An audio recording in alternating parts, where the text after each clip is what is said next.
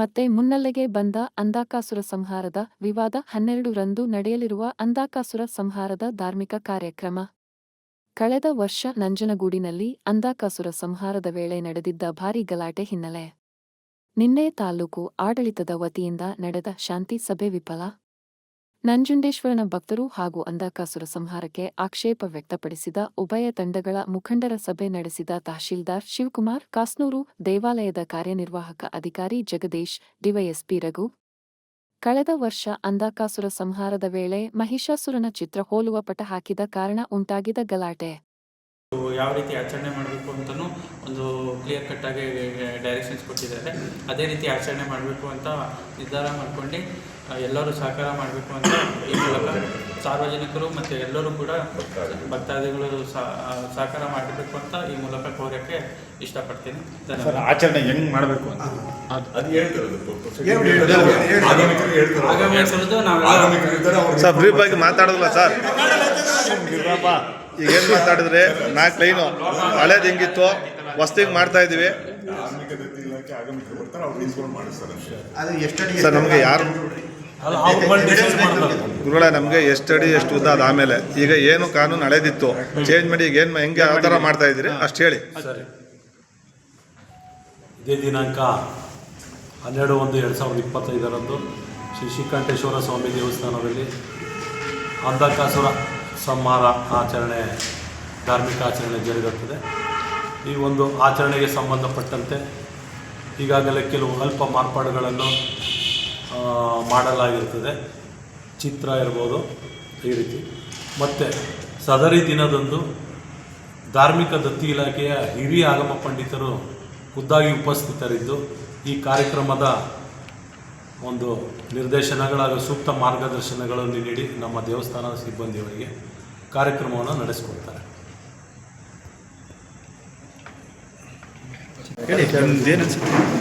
ಈ ವಿಚಾರವಾಗಿ ಏನು ಧಾರ್ಮಿಕ ದತ್ತಿ ಇಲಾಖೆ ಇವು ಮಾತಾಡೋದು ಜಗದೀಶ್ ಮಾತಾಡೋದು, ಇದ್ರ ಬಗ್ಗೆ ನಿಮ್ಮ ಒಪಿನಿಯನ್ ಏನು? ಅದಕ್ಕೆ ಬದ್ಧವಾಗಿದ್ದೀರಾ ಇಲ್ವೋ?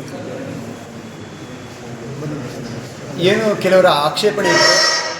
ಅವರ ಆಕ್ಷೇಪಣೆ ಇದ್ದಿದ್ದು ಕಳೆದ ಬಾರಿ ಮಹಿಷನ ಚಿತ್ರವನ್ನು ಬಳಸಬಾರ್ದು, ಮಹಿಷನ ಚಿತ್ರ ಅಂದಾಕಾಸುರನ ಚಿತ್ರಕ್ಕೂ ಮಹಿಷನ ಚಿತ್ರಕ್ಕೂ ವ್ಯತ್ಯಾಸವಿದೆ, ಅದನ್ನು ತೆರವು ಮಾಡಿ ಅಂದಾಕಾಸುರನ್ನೇ ಬರೀಬೇಕು ಅಂತ.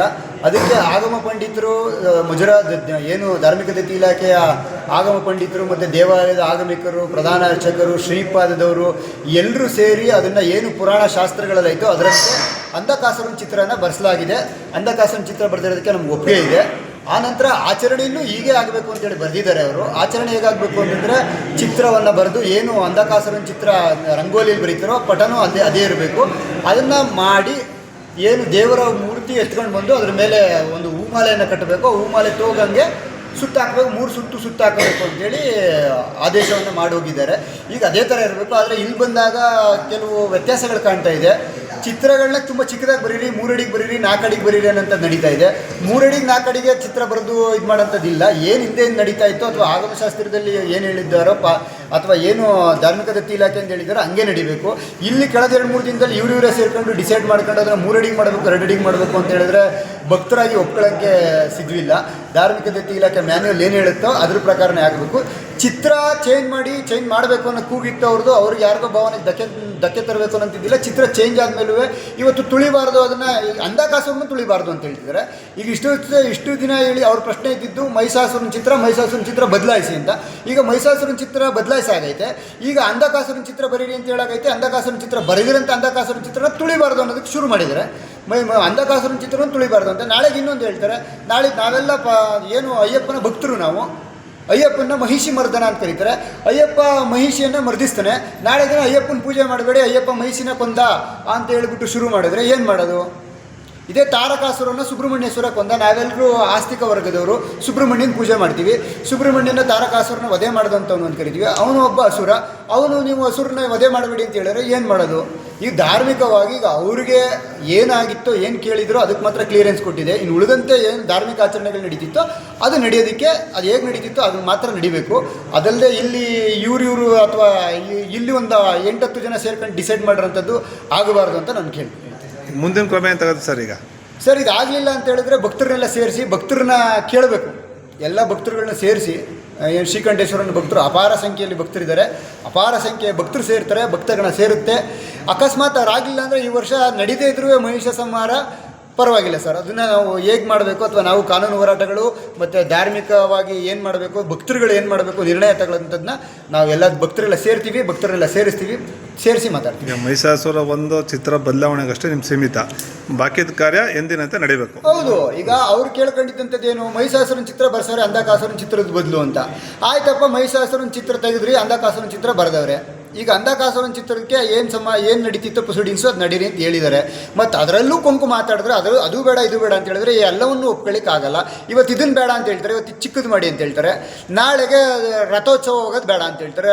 ರಥೋತ್ಸವದಲ್ಲಿ ಕಾಲು ತುಳಿತಕ್ಕೆ ಜನ ಸತ್ತೋಗ್ಬಿಟ್ಟಿದ್ರು, ಇದು ಹೀಗಾಗಿ ಬೇಡ, ಅದು ಹಿಂಸೆ ಆಗುತ್ತೆ, ಇದು ತೊಂದರೆ ಆಗುತ್ತೆ, ನಂಜುಂಡೇಶ್ವರನ ರಥೋತ್ಸವ ಬೇಡ ಅಂತ ಹೇಳ್ತಾರೆ.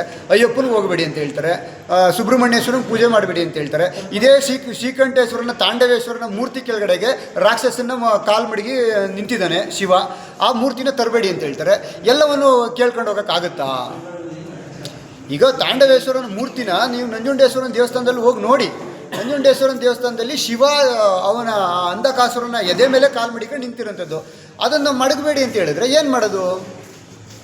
ಈಗ ಆಚರಣೆಯಲ್ಲಿ ಅವ್ರು ತುಳಿಬಾರ್ದು ಇವ್ರು ತುಳಿಬಾರ್ದು ಅಂತ ದೇವ್ರು ಬಂದು ತುಳಿಯೋಕ್ಕಾಗತ್ತಾ? ಒತ್ಕೊಂಡ್ರಂಥವ್ರು ಒತ್ಕೊಂಡು ಏನು ಶ್ರೀಪಾದವ್ರು ಒತ್ಕೊಂಡಿರ್ತಾರೋ ಅವ್ರು ಒತ್ಕೊಂಡು ಬರ್ತಾರೆ, ಅವರು ಅದನ್ನು ಇದು ಮಾಡಬೇಕಾಗತ್ತೆ. ಅವ್ರು ಒತ್ಕೊಂಡು ಬಂದಾಗಲೇ ತುಳಿಯೋಕ್ಕಾಗೋದು. ನಾಳೆ ಇವ್ರು ತುಳಿದ್ರು ಅಂತ ಕೇಳಿದ್ರೆ ಹೇಗೆ ಉತ್ತರ ಕೊಡೋಂಥದ್ದು?